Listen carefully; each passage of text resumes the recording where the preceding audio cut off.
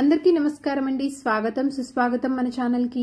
ఈ రోజు వీడియోలో సెప్టెంబర్ 7వ తేదీ ఆదివారము పౌర్ణమి రోజున ఏర్పడుతున్నటువంటి చంద్రగ్రహణం అనేది ఆంధ్రప్రదేశ్ రాష్ట్రంలో ఏ సమయంలో ఏర్పడుతుంది, అలాగే పట్టు విడుపు సమయాలు ఎప్పుడు, ఏ నక్షత్రాల వారు ఏ రాశి వారు ఈ గ్రహణాన్ని చూడకూడదు, గర్భిణీ స్త్రీలు, చిన్నపిల్లలు, వృద్ధులు, అనారోగ్య సమస్యలతో బాధపడేవారు ఏ సూతకాల సమయం అనేది ఏ సమయం నుంచి ఏ సమయం వరకు పాటించాలి, అలాగే గర్భిణీ స్త్రీలు ఏ సమయం నుంచి ఏ సమయం వరకు విశ్రాంతి తీసుకొని పడుకొని ఉండాలి అనే విషయాల గురించి క్లుప్తంగా ఇప్పుడు ఈ వీడియో ద్వారా తెలుసుకుందామండి.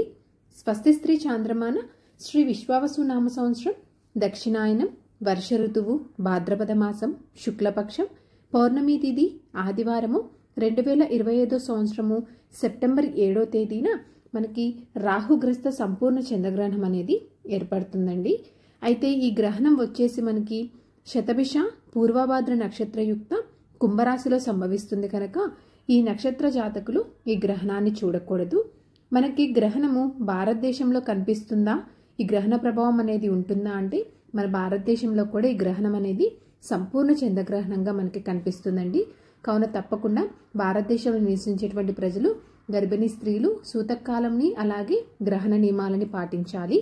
అయితే ఆంధ్రప్రదేశ్ రాష్ట్రంలో చంద్రగ్రహణం యొక్క పట్టు విడుపు సమయాలు ఎప్పుడనే విషయం గురించి ఇప్పుడు తెలుసుకుందాము. సెప్టెంబర్ 7వ తేదీన ఆదివారం రోజున స్పర్శకాల సమయము రాత్రి 9:56 నిమీలన కాల సమయము రాత్రి 10:59 మధ్యకాలము రాత్రి 11:41 ఉన్మీలన కాలము రాత్రి 12:22 మోక్షకాలము రాత్రి 1:26 మొత్తం గ్రహణ పుణ్యకాలం వచ్చేసి మనకి 3:30 పాటు ఉంటుందండి.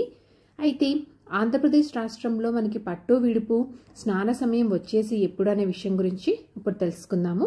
పట్టు స్నాన సమయం వచ్చేసి రాత్రి 9:56 అలాగే విడుపు స్నాన సమయం వచ్చేసి రాత్రి 1:23 అలాగే గర్భిణీ స్త్రీలు, వృద్ధులు, చిన్నపిల్లలు, అనారోగ్య సమస్యలతో బాధపడుతున్న వారు సూతకాల సమయంని ఏ సమయం నుంచి ఏ సమయం వరకు అనే విషయం గురించి ఇప్పుడు తెలుసుకుందాము.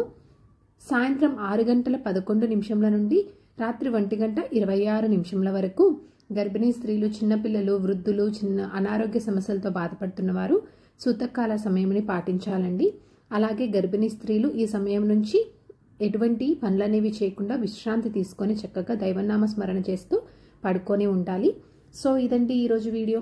మీకు ఈ వీడియో కనుక నచ్చినట్లయితే ఒక లైక్ అనేది ఇచ్చి మీ సపోర్ట్ అందిస్తారని ఆశిస్తున్నానండి. ఇంకొక మంచి కంటెంట్ తోటి, ఇంకొక మంచి యూస్ఫుల్ వీడియో తోటి మిమ్మల్ని మళ్ళీ కలుస్తాను. అంతవరకు సెలవు మరి. ధన్యవాదములు. సర్వేజన సుఖినో భవంతు. జై శ్రీమన్నారాయణ. ఓం శ్రీమాత్రే నమః.